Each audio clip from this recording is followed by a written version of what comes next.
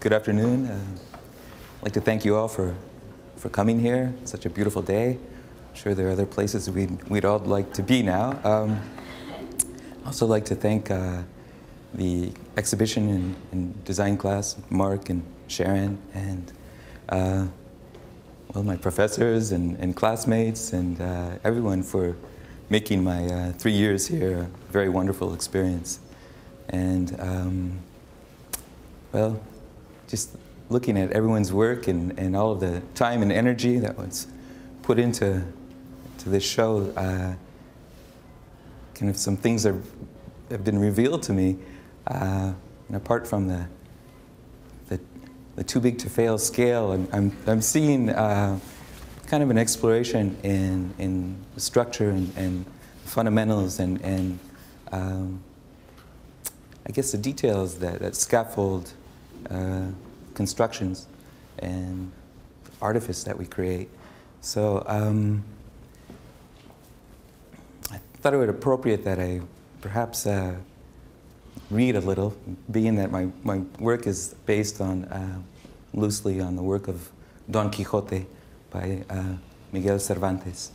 An oasis of horror in the middle of the desert of boredom, by Charles Baudelaire. Light and Mirror is an attempt to create a visual framework or social topography where text and texture, image and story are interwoven to capture the glittering reflections of resemblances.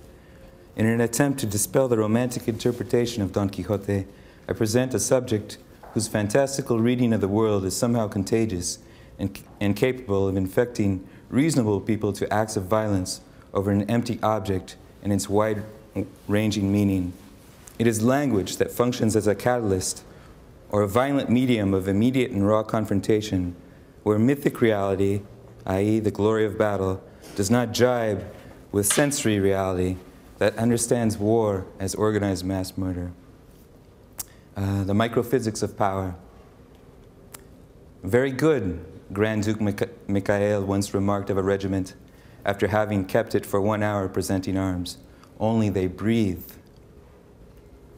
I thought a symbolic field of gray seemed to capture truth that lay somewhere between black and white, a realm between reason and fantasy, fear and hope.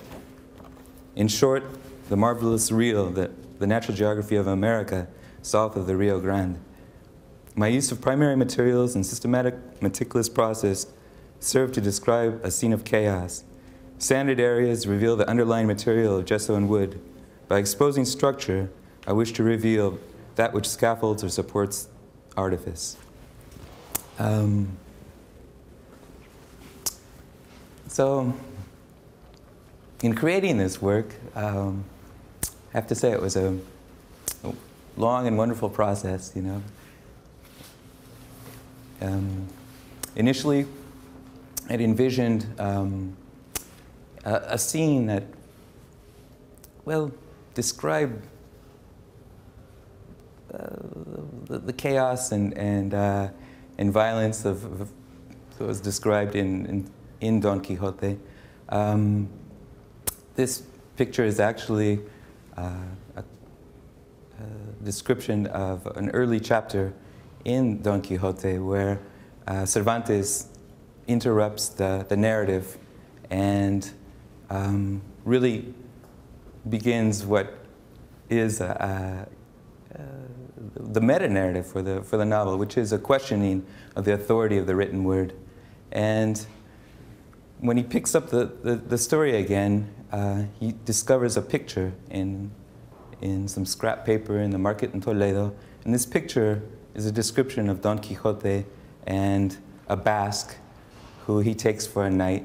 And they're at this moment of pitched battle where they're going to split each other like pomegranates.